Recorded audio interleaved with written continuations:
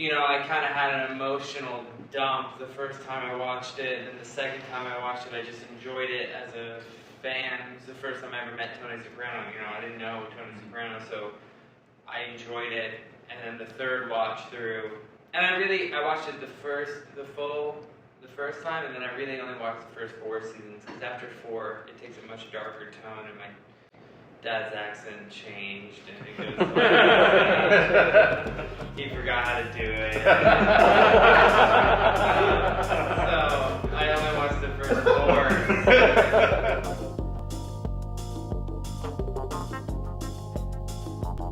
Very cool. Alright, cool. So I'm going to start it, and then we'll just go around the table, just we'll do it in order. Anybody has a question? We'll keep it orderly as best we possibly can. Don't ask Alessandro a question first. Focus on Michael. My name is Nick McElwain from 93.3 WMMR, the Preston and Steve Show. We're here with 2 very special guests, Alessandro Nivola and Michael Gandolfini, promoting Many Saints of Newark, and it's a Soprano story. And I want to ask both of you guys, the poster says who made Tony Soprano, and in essence it can be viewed as a Tony Soprano origin story, but it's so much more than that. We're talking about what happened with everybody in the Sopranos clan, and everybody that happened to Christopher Moltasanti's family, his father played by Alessandro. So there's a lot that comes into this story, almost like an extended Sopranos episode. But I want to ask you both, because we've had a very trying 1.5 years, and I think The Sopranos, in a large respect, helped to remove some of the stigma attached to mental health. If Tony Soprano could go see a therapist, anybody could go see a therapist. So, Michael and Alessandro, how are you guys? How are your mental health after the last 1.5 years? And welcome to Philly. But yeah, how are you doing? Michael, we'll start with you. Thanks. I'm doing good. It's been one hell of a year for sure. Pandemic and a lot of incredible movements happening, and but I mean, right now, you know, it's a really exciting time in my personal life. I'm really sort of anxiously excited for everyone to see this film, and you know, I'm incredibly proud of it, and I just look back at the experience. You know, whenever something like this comes out, I feel like you just reflect on kind of the experience. You know, it was one of the best experiences of my life, getting close with Sandro and everyone. So I feel very excited and happy at the present moment. A bit tired, but that's the experience I'm having right now. Alessandro, how about you? If anything has destroyed my mental health, it's been the 3 years that it's taken from getting cast in this role to it arriving in theaters. It's been one of the most torturous, protracted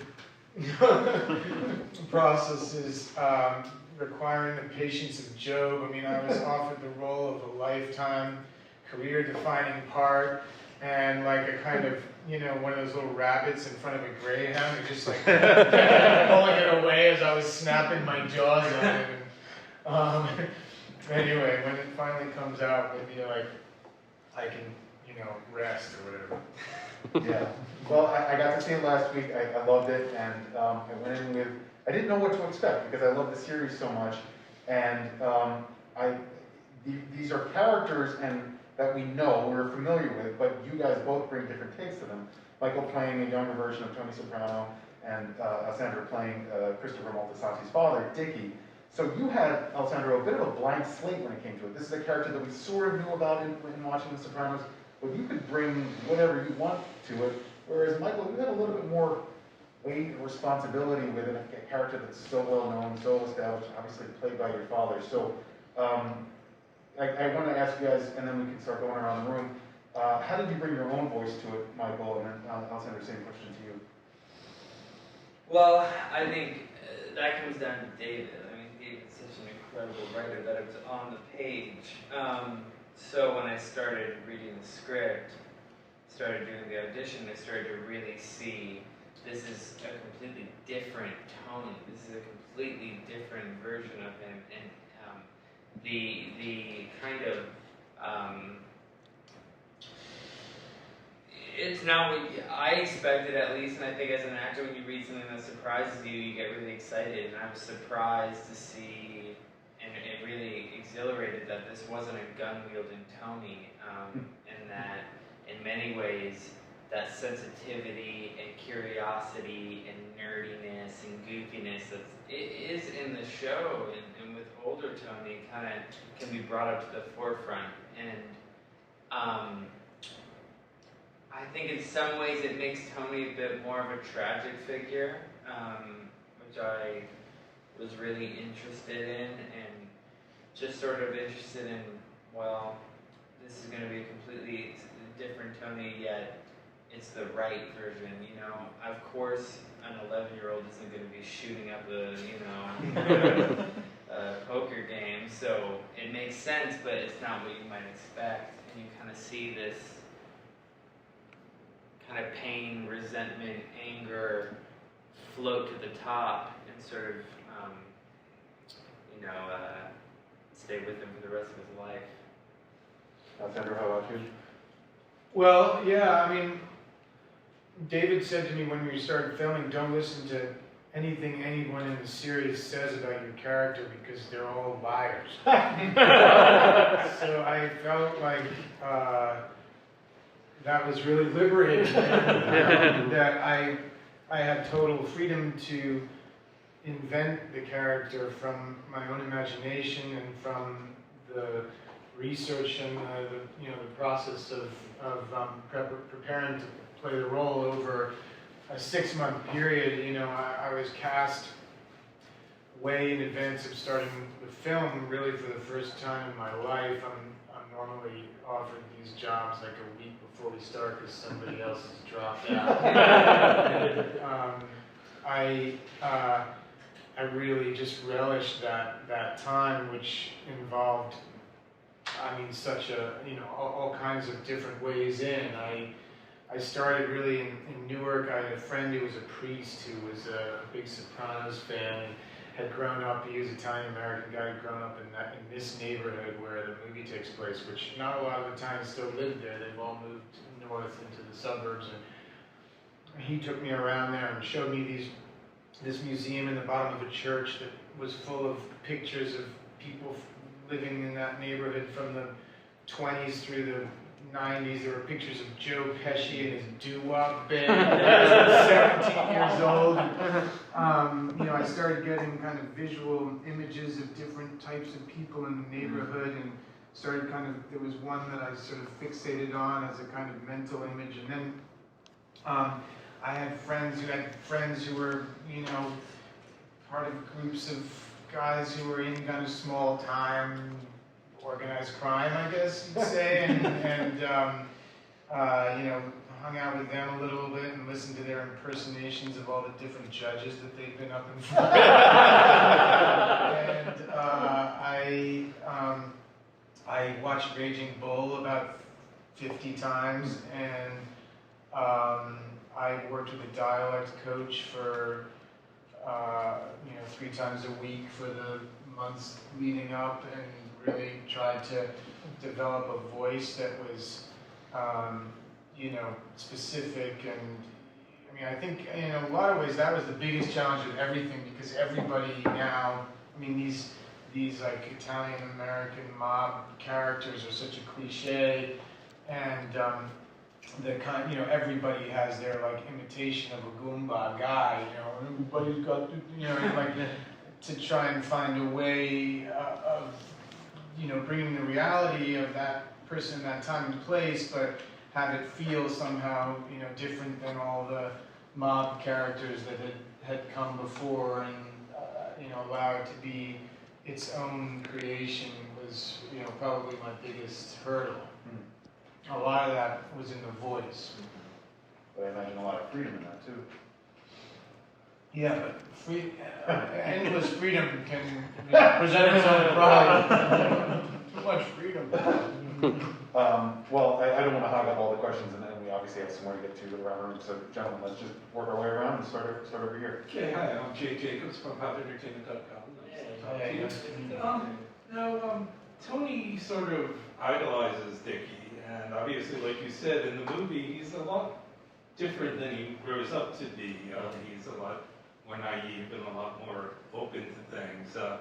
What are some of the things that you both think that Dickie did and didn't do that might have affected how Tony grew up in the long run? Well, I mean, I think one of the things that's really felt like one of the things we'd worked on that I thought about, like physical presence in this household was very important.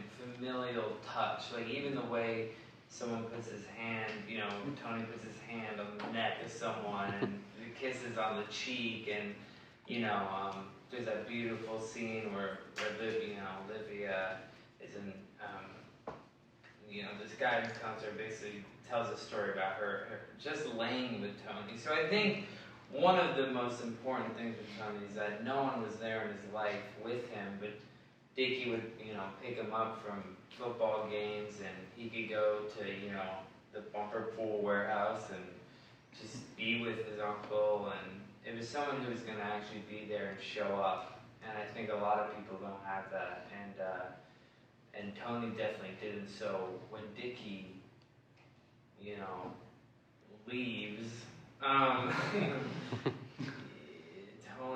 Tony has no one, you know, he's got to be the father, basically, and the husband in this household, because Johnny's gone 24/7, and Livia's asking so much of him, you know. So I think one of the things was just that Dickie was always there for him. Someone for a kid that young, like, he just had someone there.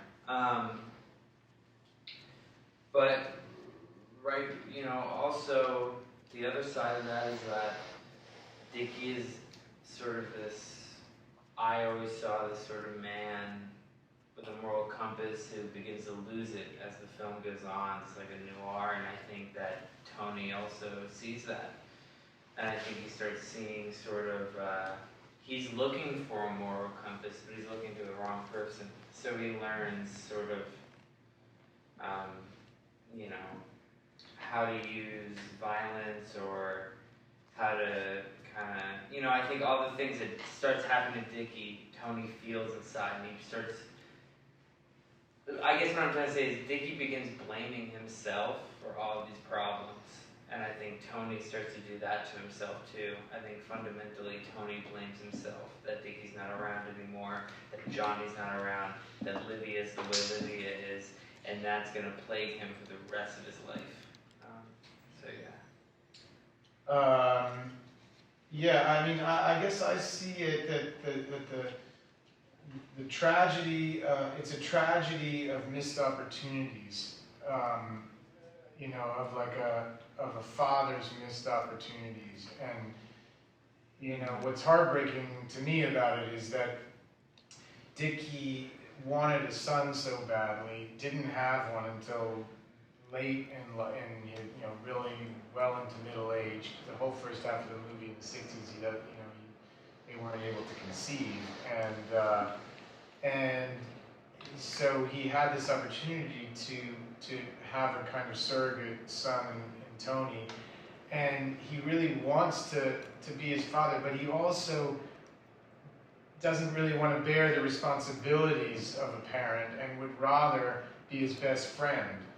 And you kind of can't have it both ways. I've learned as a parent myself, and you know, that scene early on when he comes into the younger Tony's bedroom to try and tell him to stop gambling in high school or whatever, is a perfect example in a, you know, where it's also turned to like comic value, where he's just sort of been tasked with having to kind of set this kid straight and like put him on the right path, and instead he just flails around hopelessly, and he is incapable of like really just talking to him like you know, a parent should, and instead is like just grasping for, you know, some way of preserving his likability for Tony, rather than have to sacrifice that for the sake of like actually, you know, disciplining him in some way, because nobody else is going to. And then also I think like he just misses the opportunity to tell Tony what he really thinks about him, which he says to other people, you know, like, this kid's got what it takes, you know, he really, you know, who knows if he could be a professional football player or not, but like, you don't want to like kill a kid's dreams. I say these things to Livia and to Johnny, but I never say it to him. I never say like, kid, like, follow your dream and fuck this, like, you know, don't look at me, you know what I mean? My life's a mess. And I don't ever like reveal to him or anyone else like the total chaos that's in my own heart, you know. So in all those ways, it's like this missed opportunity to be the kind of figure in his life that I really want to be. Hi, I'm Joe from GuideToMovies.com. Pleasure to be Hey, here how with you you. doing? Good, thank you. So my question is about the movie in general and revisiting a story or revisiting a series long after the iconic series itself left television, and what kind of pressure, if any, you felt and kind of how you dealt with that. Yeah, I mean, definitely, you know, you feel the pressure. You're not gonna, I mean, playing Tony Soprano is not a small feat. You know, I wanted to make my dad proud, I wanted to make the fans proud, I wanted to make David proud, I wanted to make Alessandro proud, so, I'd say one of the greatest gifts was getting that 6 months of preparation that Alessandro was talking about. You kind of get it all out of your system. You know, I kind of had an emotional dump the first time I watched it, and the second time I watched it, I just enjoyed it as a fan. It was the first time I ever met Tony Soprano. You know, I didn't know Tony Soprano, so I enjoyed it. And then the third watch through, and I watched it the first time, and then I really only watched the first 4 seasons, because after 4, it takes a much darker tone, and my dad's accent changed, and it goes like, he forgot how to do it. So I only watched the first 4.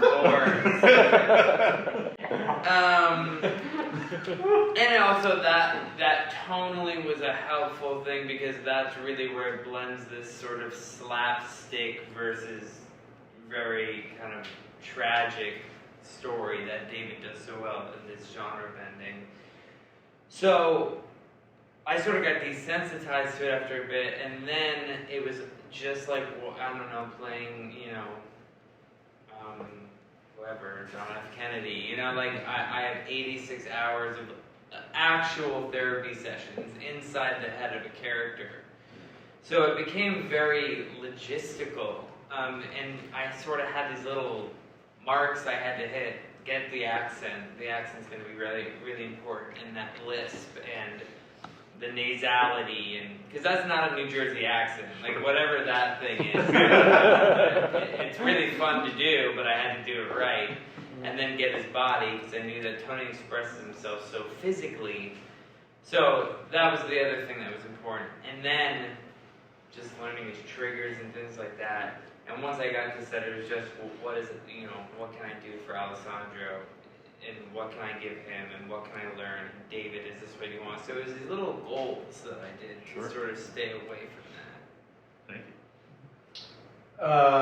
Well, I guess more than just the feeling of the sort of pressure of the show, I just felt the pressure of like having been given you know, a breakthrough role relatively late in my film career, you know, where I've been making movies for 25 years and hadn't ever had, you know, an opportunity like this to be, you know, a lead role in a movie that was going to get this much attention, and that was going to offer me the opportunity to, show so many colors in the performance, and the fear of, not,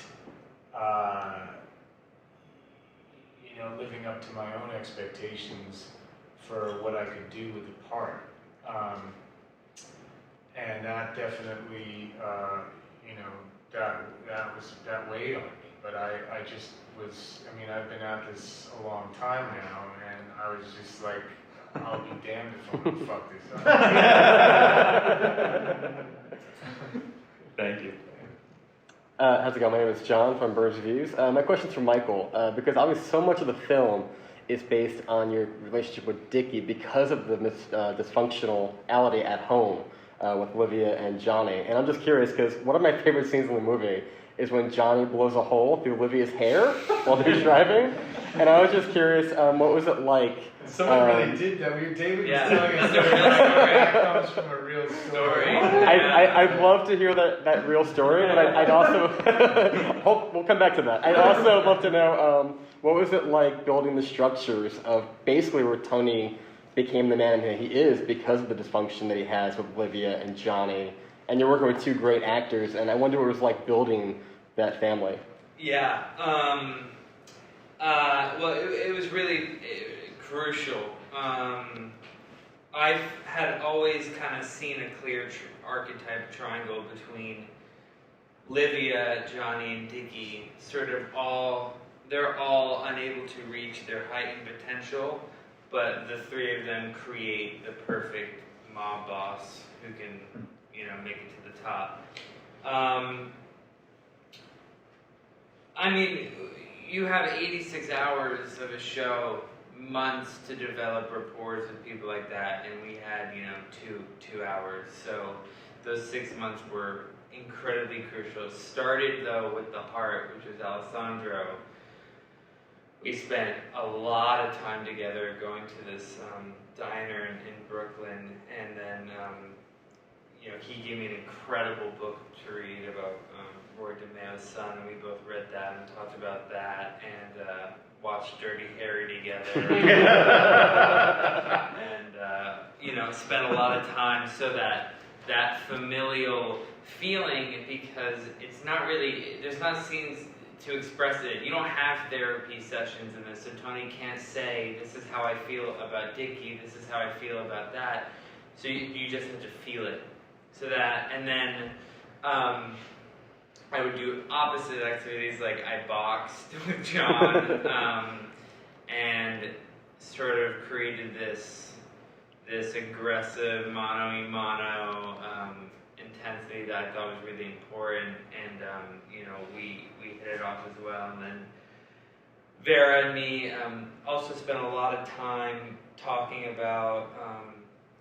Me and Vera talked about a lot about our families and sort of emotional life, because I think that was very important. Because, like I said, each person, Tony gets his aggressiveness from Johnny, he gets his manipulation from Livia, and sort of his business wits from Livia, and he gets sort of his sincerity and love and just sort of all around, Dicki sort of is the person that ropes it all together. So building that triangle was crucial. Awesome. Thank you. Hello, I'm Dan Tabor of Walker.com, and my question is kind of for both of you. So, you never know a person till you've walked a mile in a man's shoes, that's the old adage. You've spent 6 months in these characters who are dark and some people would perceive as evil. What's the insight that you've gotten from doing these characters, and things that you probably didn't know until you've lived in these visages that you could share with us? Like, what's the light at the core, essentially? Well, I never approach any character sort of thinking that they're evil. Mm-hmm. I don't even really believe in good and evil. I just believe in psychology, certainly as an actor. But I think that what was most interesting to me about this character, and the thing that I felt like differentiated him from almost every other mob character that I've seen in movies, was that all of his crimes are crimes of passion. Yeah. And that they all come from like an eruption of emotion and like a flash of rage, and it's usually with somebody who he has a complex relationship with through many years of his life, whether it's his dad or his lover, and in fact like his proclivity to these like bursts of rage are increasingly a source of confusion for him, that he almost kind of snaps back to reality the second that these outbursts have passed, and is left with this sort of horror and confusion, and is baffled by what's just happened, and then of course there's the wreckage of what he's wrought to have to mop up after, and slowly it just starts to drag him down until he's the architect of his own destruction. So those things are very human. I definitely identify with and understand the feeling of allowing my emotion or anger to have me do or say things that are kind of irrevocable and that have changed relationships that I've been in ways that I couldn't repair. And I haven't killed anyone yet, but I understand that feeling, and to me, this is a character who is struggling with his own psychological abuse from childhood, but doesn't have any is totally ill-equipped to understand it or to pick it apart. And this is pre-shrink era, and there's something kind of sad and tragic about his inability to understand that. I mean, I see the Ray's character in the prison as he can be perceived either as a real person or as a figment of Dicky's imagination or his conscience, or I mean, he's a proxy for Dr. Melfi in the Sopranos, and so it's an opportunity for David to show this character kind of like struggling to like understand his own the mess he's made of his life, and so that felt to me very human, even though he does these extremely violent and abusive acts. Yeah, I mean, my Tony's still, he's not there yet. I think he understands, he craves some sort of control, and I think that's what we see when he acts out, is just him searching for some sort of control, and when he doesn't want to cry, he gets angry. But, I don't think he's there yet. All right, I'm Steven Silver. I'm with Tilt Magazine and Broad Street Review. First of all, congratulations on the film. I really enjoyed it a lot. So I wanted to ask a little bit about some of the racial elements of the film. You show the race riots in Newark in 1967, and you hear a lot of overt racism from Tony Soprano's father and some other things like that. This was conceived and I believe filmed entirely prior to the pandemic, prior to George Floyd. How did you feel about this movie, being filmed then and having all that, and then this racial reckoning happening in America? Did you get the sense that the film was ahead of something, or was it?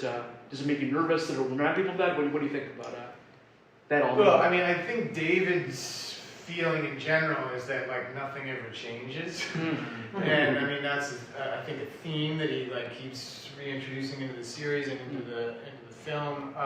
So I think it probably came as no surprise to him that like the news was a year later reflecting the riots that we'd shot in the film the year before, and I think we all kind of had that feeling of like it's just horrible and upsetting to see something on television in the modern age look so much like something that we're so ashamed of back in the late 60s during the civil rights movement. So, but I don't think that, most liberal-minded people at least were that surprised, because everybody knows that racism exists in the country still, and the degree to which it's evolved from the late 60s to now is really debatable, and certainly these last 4 years or whatever have stirred up, beat the hornet's nest or whatever in a way that has revealed some awful truths for the country and stuff. So it was, but yeah, I mean, you couldn't not be flabbergasted turning on the television and seeing how closely it looked like those scenes. The scenes were just seemed like they were being recreated in front of our eyes, and I think we were all really kind of curious as to how that was going to affect the way that those scenes were perceived in the movie by audiences, and how those themes in the movie were going to kind of rise in relevance to the fore in ways that maybe they might not have in the same way if all of the George Floyd stuff hadn't happened before the movie was released. Yeah, I mean, I completely agree with basically everything that Alessandro just said. I think that there was sort of a cynicism of, it's just, what are we going to do? We can tell a million stories like this, kind of showing that racism is still in America, but is it ever going to change? The thing that I sort of had thought about was, I'm really excited to sort of, I hadn't seen it yet, and I was excited to see what Leslie did and sort of have this experience of what Leslie was going to teach me and bring to this, because, I mean, how many movies have we seen where it's white people being racist, and it's don't do that, but now in this film, Leslie has complete autonomy as a human being, and has an opinion and a motor and wants and needs and relationships. So I was really excited to see what he did, I mean, the biggest counterbalance in the movie to Dicki is Harold, and I hadn't even really realized that was going to be the case until I saw the film.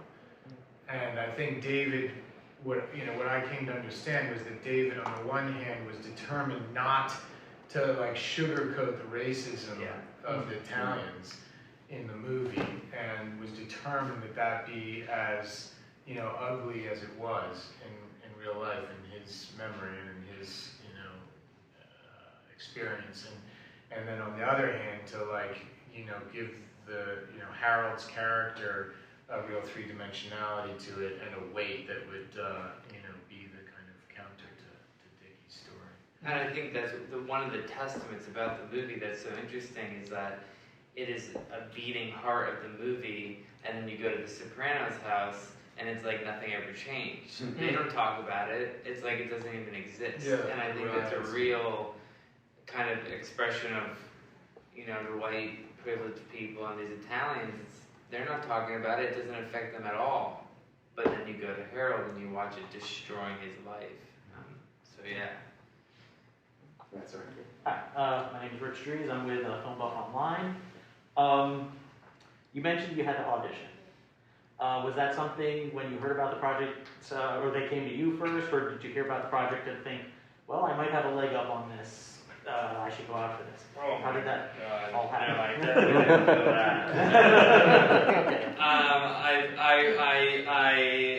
that. The first, I heard about it I was about to literally looked the part. That's true.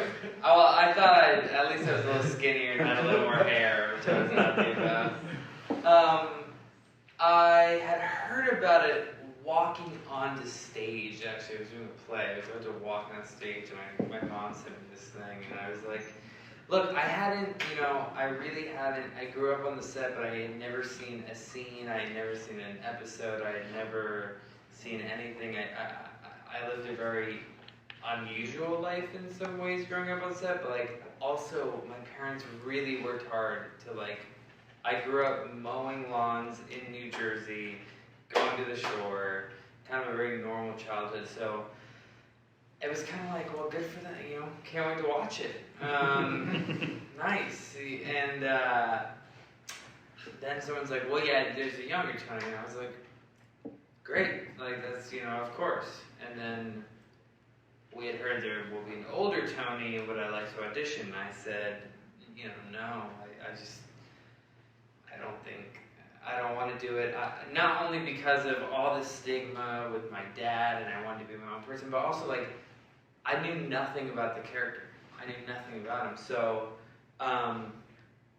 auditioning and watching the show for the first time was one of the best parts, like getting to fall in love with this show. And I auditioned for like 3 months. It was a long, long period.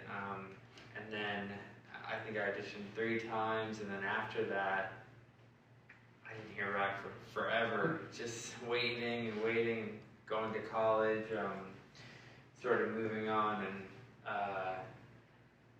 that was, and then I got it. And by the point of getting it, I had fallen in love with Tony and had real ideas about what to do with it. So I'd sort of. It wasn't like I had to make a decision because I had so much time to marinate on it.